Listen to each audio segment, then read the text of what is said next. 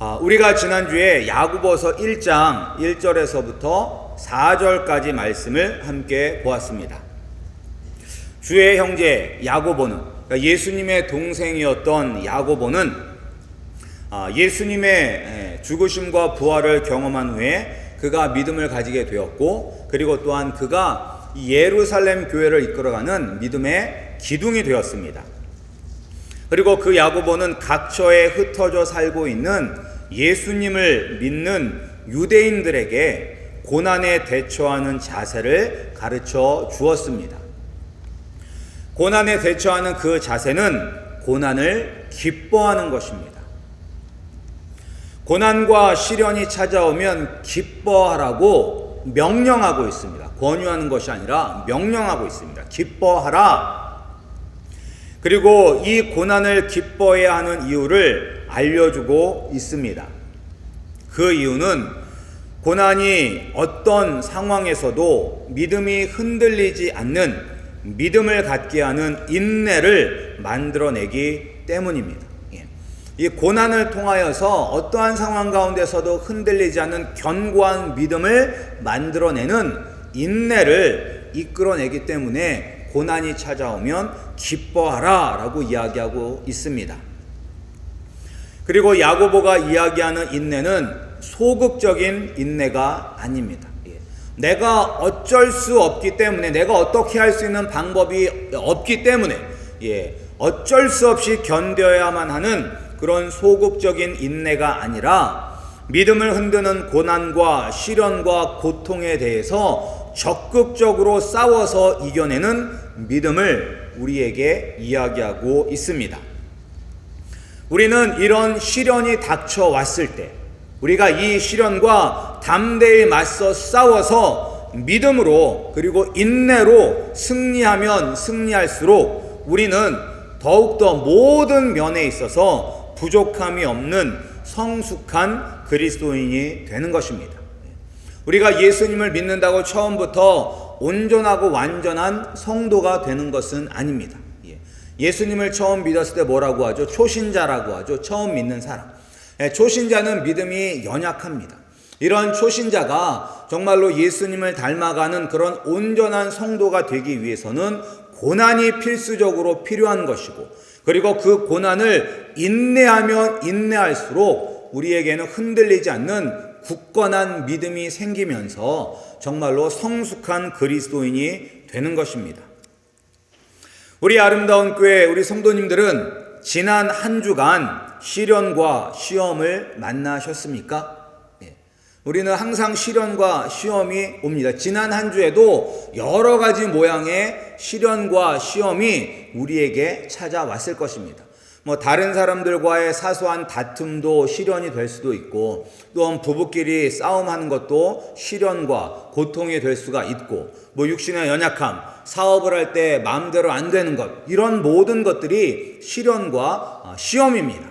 따라서 우리가 깨닫든지 깨닫지 못하든지 지난 한 주 동안에도 우리에게 많은 시련과 시험들이 있었습니다.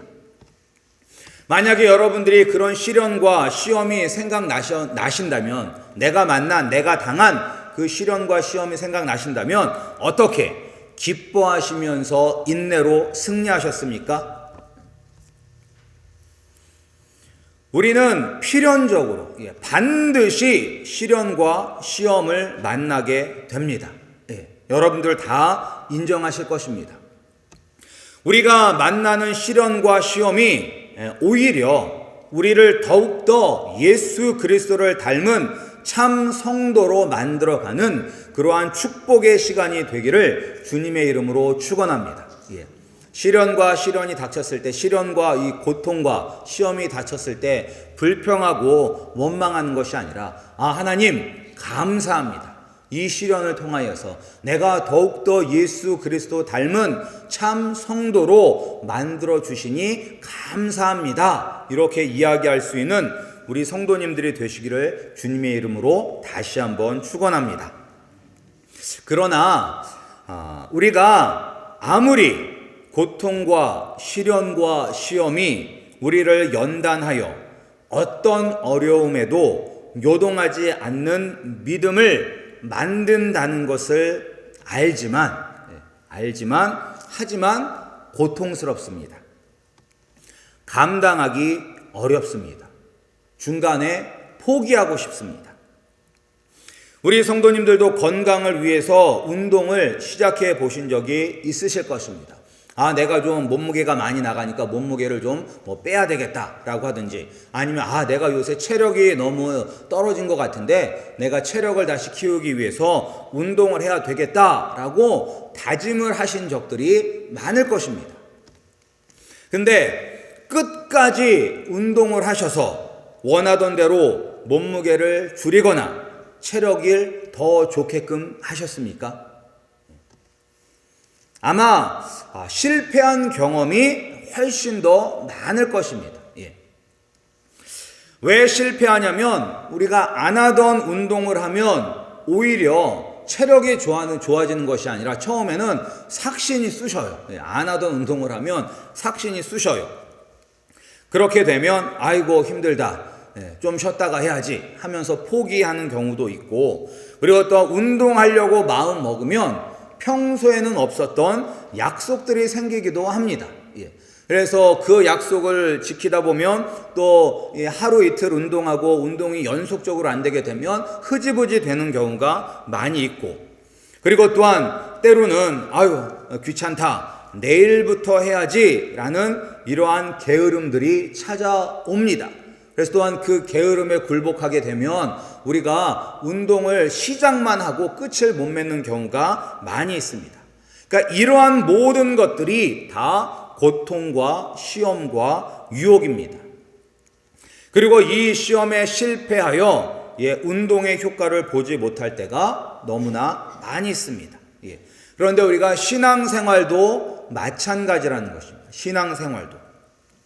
신앙생활도 우리가 시련과 시험이 나를 하나님이 기뻐하시는 하나님의 자녀로 만든다는 것을 알면서도 고통 때문에 때로는 힘들어서 우리가 실패할 때가 많이 있습니다. 여러분들도 여러분들의 신앙의 여정을 뒤돌아보면 내가 너무 나태한 것 같다, 내가 이제부터는 정말 하나님의 말씀대로 살아야 되겠다, 더 뜨겁게 신앙생활해야 되겠다 라고 다짐을 해도 번번이 실패하셨던 경험이 있을 것입니다. 그렇다면 우리가 어떻게 하면 이 힘든 인내와의 싸움, 이 끝까지 싸우는 인내가 중요한 거거든요. 그러니까 어떻게 하면 이 인내의 싸움을 승리하는 비결이 있을까요? 비결이 있을까요? 과연? 오늘 말씀을 보면 그 비결이 있습니다. 그 비결은 무엇이냐? 바로 지혜입니다. 지혜. 우리가 5절 말씀을 한번 함께 읽겠습니다. 5절 말씀입니다. 시작. 너희 중에 누구든지 지혜가 부족하거든 모든 사람에게 후히 주시고 꾸짖지 아니하시는 하나님께 구하라. 그리하면 주시리라. 아멘. 지금 야고보는 무엇을 구하라고 하고 있냐면 지혜를 구하라 라고 말하고 있습니다. 우리가 지혜가 부족하기 때문에 믿음의 인내를 이루는 데 힘들고 어려운 것입니다. 지혜는 무엇이냐면 지혜는 하나님의 뜻을 아는 통찰력입니다. 지혜는 무엇이냐면 어떤 시련과 고통에 닥쳐왔었을 때 하나님의 뜻은 이거구나 라고 아는 것이 지혜인 것입니다. 잠언 2장 20절에 보면 지혜가 너로 선한 자의 길로 행하게 하며 또 의인의 길을 지키게 하리니 라고 기록되어 있습니다. 그러니까 지혜가 무엇이냐면 선한 자의 길. 선한 자는 어떤 사람이 선한 사람이냐면 이 세상에서 착한 일을 행하는 사람이 선하고 의로운 사람이 아니라 하나님의 말씀에 순종하고 하나님의 말씀대로 사는 사람이 선한 사람이며 의로운 사람입니다. 그러니까 이 지혜가 선하고 의로운 사람의 길로 행할 수 있도록 인도해 준다라고 말씀하고 있습니다. 또한 지혜는 어떤 것이 지혜냐면 이 하나님의 뜻을 우리의 삶 속에서 이루어가는 능력을 주는 것이 지혜입니다. 우리가 지혜가 있기 때문에 선한 길을 갈 수도 있는 것이고 의의 길로도 행할 수가 있는 것입니다. 우리가 이 지혜가 있으면 고통과 이 고난을 주시는 하나님의 선하신 뜻을 알기 때문에 우리가 인내할 수가 있습니다. 아무리 어려워도 인내할 수가 있습니다. 먼저 이 고난을 우리에게 주실 때 하나님의 마음은 어떠냐면 우리가 잘 알고 있는 말씀입니다. 고린도전서 10장 13절 말씀에 오면 사람이 감당할 시험 밖에는 너희에게 당한 것이 없나니 오직 하나님은 미쁘사 너희가 감당치 못할 시험 당함을 허락지 아니하시고 시험 당할 즈음에 또한 피할 길을 내사 너희로 능히 감당하게 하시느니라. 아멘. 이것이 우리를 향한 하나님의 마음이십니다. 그러니까 우리가 이 말씀만을 잘 알고 있어도 어려움을 인내하는데 큰 도움이 됩니다.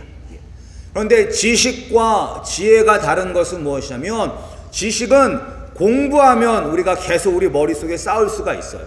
신문 매일 보고 공부하면 지식은 풍성해집니다. 하지만 그렇다고 지혜가 생기는 것은 아닙니다. 지혜는 어떤 것이 지혜냐면 우리에게 어려움이 왔었을 때 우리가 감당할 수 없는 어려움이 왔었을 때 이 말씀을 생각해내고 이 말씀으로 위로받는 것이 지혜인 것입니다. 내가 지금 죽을 것 같지만 하나님께서는 내가 감당할 수 있는 시험만 주신다고 하셨으니 내가 능히 감당할 수 있다라는 마음을 갖는 게 지혜예요. 하나님, 내가 정말로 죽을 것 같습니다. 이 믿음의 싸움, 이 인내의 싸움을 더 이상 할 수가 없습니다. 포기하고 싶습니다. 라는 그런 생각이 들 때에도 지혜로운 사람은 어떤 사람이냐? 이 말씀을 기억해내는 사람이에요. 하나님께서는 내가 감당할 수 없는 시험을 만날 때는 나에게 또한 피할 길을 열어주셔서 능히 감당하게 해주신다고 하셨지 라는 것을 믿고 더 인내하며 싸울 수 있는 것입니다. 이게 무엇 때문에 가능하다고요? 지혜가 있어야지만 가능한 것입니다. 아무리 우리가 성경 말씀을 많이 외우고 있는다 할지라도 필요한 때에 그 말씀이 생각나는 지혜가 없다면 아무 소용이 없는 것입니다. 따라서 우리가 지혜가 있다면 아무리 힘들고 어려운 그런 시련과 고통의 시간이 있다 할지라도 우리가 하나님을 버리는 것이 아니라 믿음으로 인내할 수가 있는 것입니다. 그리고 또한 우리가 이 고난과 적극적으로 싸워서 인내하기 위해서도 지혜가 필요합니다. 그냥 싸움도 그냥 무식하게 하는 것이 아니라 싸움도 지혜롭게 해야 되는 거예요. 지혜롭게. 우리가 너무나 잘 아는 성경 이야기 중 하나가 다윗과 골리앗 이야기입니다. 이 다윗과 골리앗 이야기는 교회를 다니지 않는 사람들도 대부분 다 알고 있는 아주 유명한 이야기입니다. 그런데 이 이야기를 통해서도 우리에게 지혜가 필요하다는 것을 알려주고 있습니다. 다윗에게 있어서 자기 앞에 서 있는 골리앗은 도저히 이길 수 없는 고난과 시련입니다. 그런데 다윗은 도저히 이길 수 없는 이 싸움에서 승리하였습니다. 이 승리는 하나님이 주신 승리지만 하나님은 다윗에게 지혜를 주셔서 어떻게 싸워야 하는지를 알게 하셨습니다. 여러분들도 이 사무엘상을 보면 아시겠지만 골리앗이 이스라엘 백성들을 모욕할 때 다윗이 그것을 듣고 분노하였습니다. 그리고 내가 이길 수 있다고 막 이야기했어요. 그랬더니 그것을 듣고서 한 사람이 사울왕에게 가서 한 소년이 골리앗을 이길 수 있다고 이야기합니다. 막 그렇게 그 얘기가 들려서 사울왕이 다윗을 데리고 왔어요. 그러면서 맨 처음에는 말렸죠. 야 다윗아, 너는 아직 어린 아이고 저 골리앗은 위대한 장수다. 네가 도저히 나가서 싸워서 승리할 수가 없다. 네 용기는 가상하지만 네가 이길 수 없다라고 그렇게 이야기를 했어요. 그랬더니 다윗이 내가 양을 치면서 사자와 곰의 발톱에서도 양들을 건져내었습니다. 나와 함께 하시는 하나님이 함께 하시면 내가 저 골리앗을 싸워 이길 수 있습니다 라고 담대히 이야기했어요. 그랬더니 사울이 그래 그럼 한번 나가서 싸워봐라 라고 이야기를 하면서 자기가 입었던 갑옷을 주었습니다. 나가서 싸우려면 무장을 해야 되잖아요. 그러니까 갑옷을 주고 칼을 들었어요.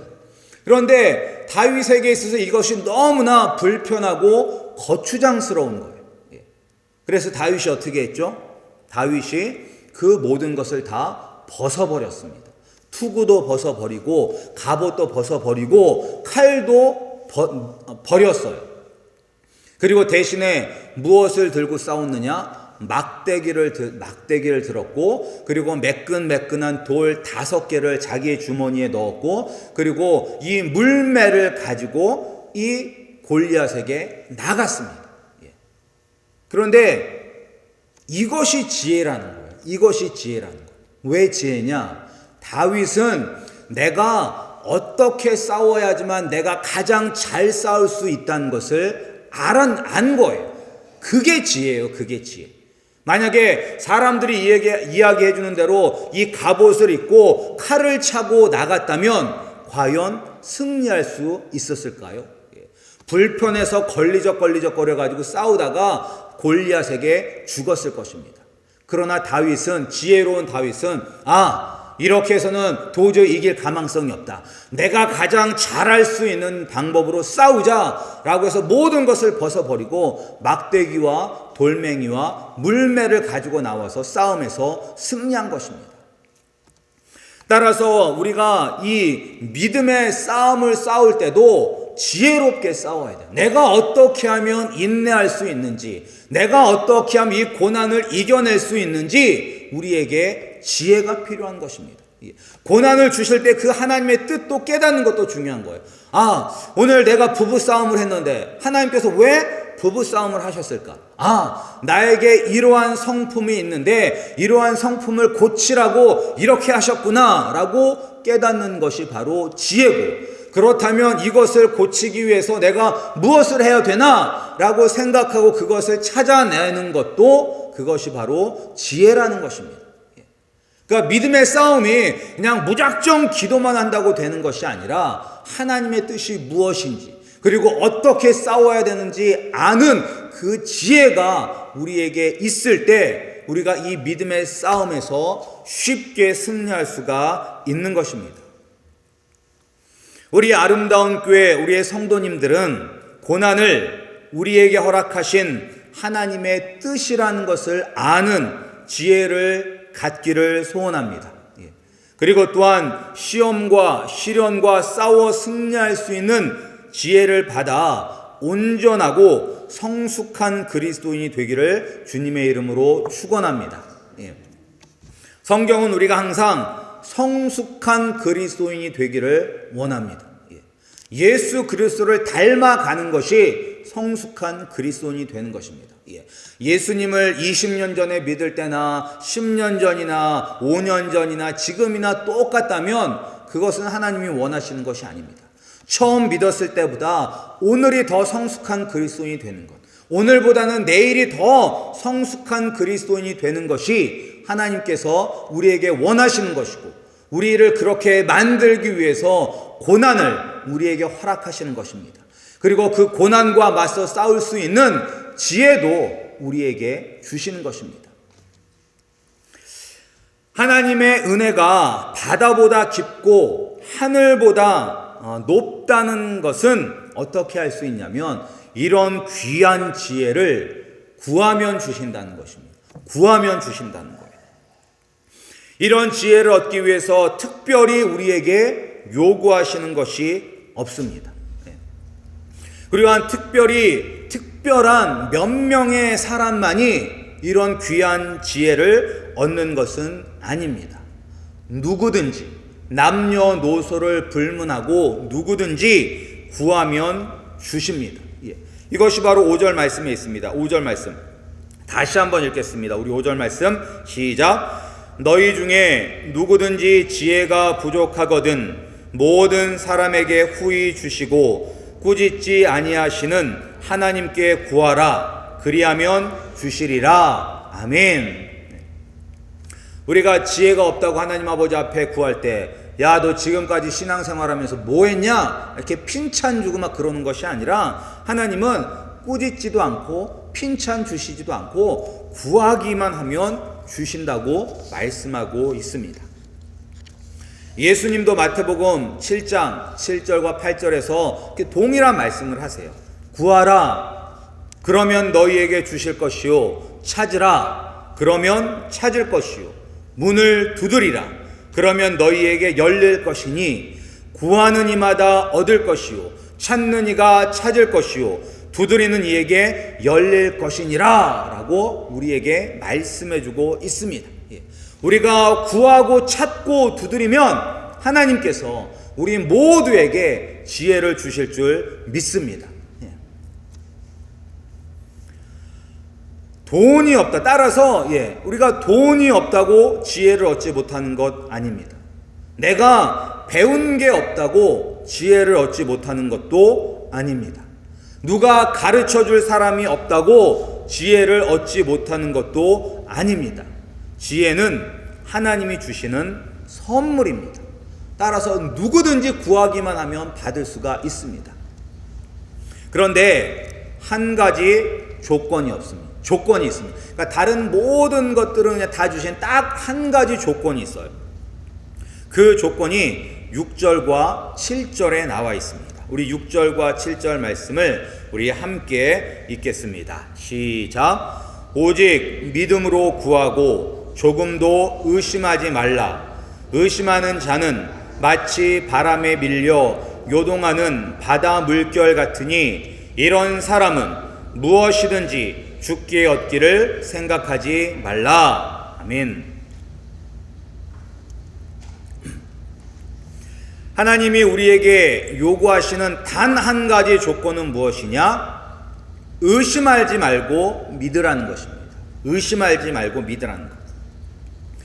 의심하는 사람은 무엇이든지 죽게 얻기를 생각지 말라라고 말씀하십니다. 그러니까 무엇이든지 때기 때문에 지혜뿐만 아니라 우리가 무엇을 구하든지 하나님께서는 들어주시지 않는다는 거예요.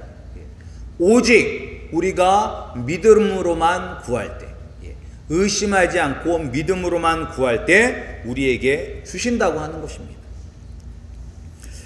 의심은 어떤 것이 의심일까요? 의심은 쉽게 이야기하면 하나님 아버지를 믿지 못하는 것입니다.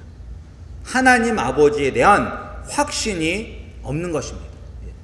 구하면 주실까? 과연 될까? 이렇게 기도한다고 뭐가 이루어질까? 혹시 다른 방법은 없을까? 저 사람이 날 도와줄 수 있을까? 아니면 이 사람은 나를 도와줄 수 있을까? 물에 빠진 사람 지푸라기라도 잡는다는데 뭐든지 해봐야 되는 것 아닌가? 이런 마음이 의심하는 마음인 것입니다. 우리가 기도하면서 하나님 도와주시옵소서, 하나님께서 해결해 주실 줄 믿습니다 라고 이야기하면서 기도만 해서 되겠어? 뭐라도 내가 해야 되는 것 아니야? 라는 그 마음이 바로 의심하는 마음인 것입니다.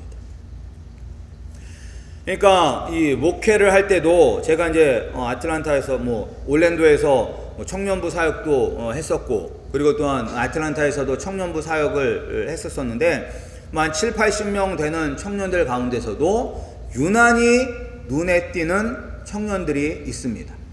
그리고 그 청년들 중에서도 이렇게 찬양을 되게 잘하는 청년이 있습니다.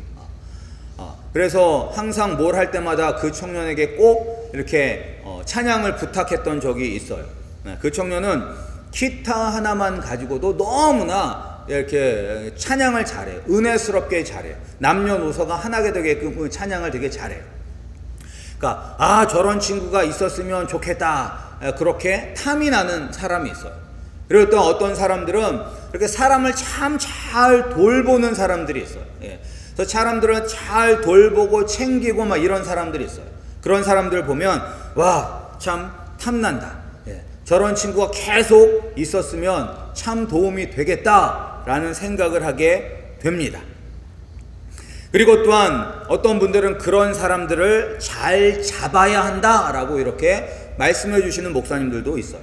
그 사람들을 잘 잡아서 잘 교육시켜서 내 사람으로 만들어야 된다라고 말씀하시는 분들도 있습니다. 물론 그런 성도들이 있으면 교회로는 참 축복입니다. 그런데 만약에 그런 성도들을 의지하게 된다면 오늘 야고보가 이야기하는 두 마음을 품는 사람이 되는 것입니다. 하나님을 의지하는 것이 아니라 사람을 의지하게 되는 것입니다. 찬양을 잘하는 청년이 있다고 교회가 부흥하는 것 아닙니다. 사람을 아주 잘 챙기는 성도가 있다고 교회가 부흥하는 것 아닙니다. 물론 부흥하는 교회 가면 그런 사람들이 다 있어요. 그런데 그런 사람들이 있다고 교회가 부흥하는 것 아닙니다. 저 사람 꼭 잡아야 돼서 그 사람을 잡는다고 교회가 부흥하는 것 아닙니다. 왜? 교회는 하나님의 집이지 사람의 집이 아니기 때문인 것입니다. 사람이 교회를 부흥시키는 것이 아니라 하나님이 교회를 부흥시키는 것입니다. 내 마음에 하나님을 의지하는 것이 아니라 도울 힘이 없는 그 사람을 의지하게 된다면 그 순간 나는 하나님의 능력을 의심하는 사람이 되는 것입니다. 그런 의심하는 사람이 아무리 기도를 한다 하여도 하나님께서는 우리에게 지혜를 주시지 않습니다. 은혜를 주시지 않는 것입니다.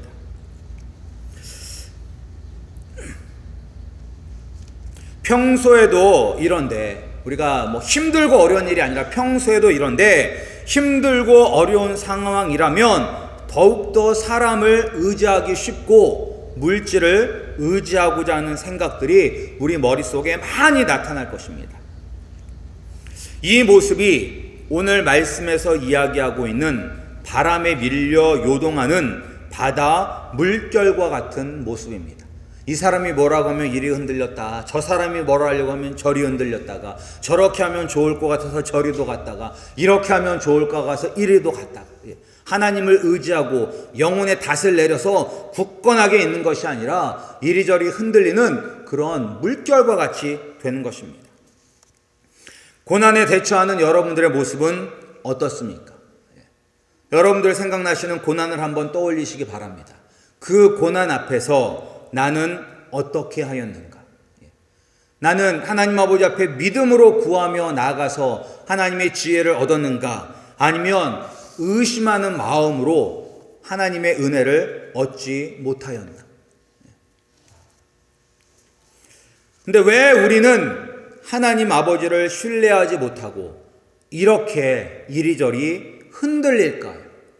왜 우리는 기도하면서 하나님 부르짖으면서 왜 우리는 이렇게 흔들리는 물결과 같이 살고 있는 것일까요? 그것은 하나님이 눈에 보이지 않기 때문입니다. 하지만 사람과 환경과 조건은 눈에 보이기 때문인 것입니다. 제가 조금 전에 말씀드린 것처럼 찬양을 잘하는 청년, 사람 눈에 띕니다. 아, 저 친구가 찬양을 인도하면 그냥 분위기가 살겠구나 그런 생각이 듭니다. 눈에 보이니까. 또 아주 사람 막 잘 챙기는 사람이 있어요. 저희 있던 교회, 제가 있던 교회는 지금 어떤 청년이 이게 은혜를 받아가지고 자기가 70명의 청년들을 지금 챙기고 있대요. 70명의 청년.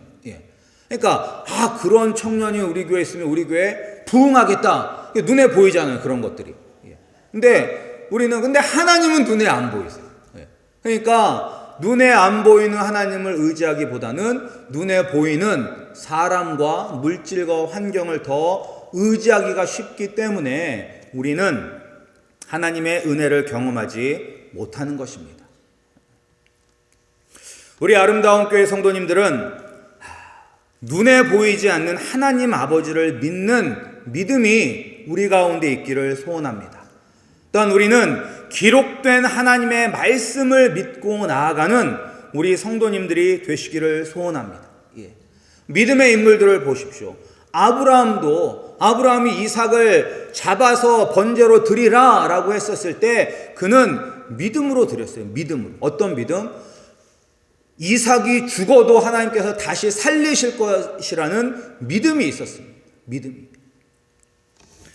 눈에 보이는 것에 현혹되지 마시기 바랍니다. 힘들고 고통스럽다고 이것저것 손에 잡히는 대로 붙잡지 마시기 바랍니다. 우리를 죄에서 구원하기 위해서 예수 그리스도를 이 땅에 보내시고 우리의 죄를 대신 담당하기 위해 십자가에서 죽으신 예수 그리스도를 죽음에서 다시 살리신 전능하신 하나님 아버지만 믿는 우리 아름다운 교회 성도님들이 되시기를 소원합니다. 잠언 9장 10절 말씀에 여호와를 경외하는 것이 지혜의 근본이요 거룩한 자를 아는 것이 명철이니라 라고 말씀하고 있습니다. 오직 하나님 아버지를 신뢰하고 의지할 때 하나님은 우리에게 모든 것, 특히 고난을 인내하고 승리할 수 있는 지혜를 주십니다. 우리 아름다운 교회 성도님들은 믿음으로 지혜를 받아 우리 앞에 있는 시련과 고난을 이겨내 온전하고 흠이 없는 하나님의 자녀들이 되시기를 주님의 이름으로 축원합니다.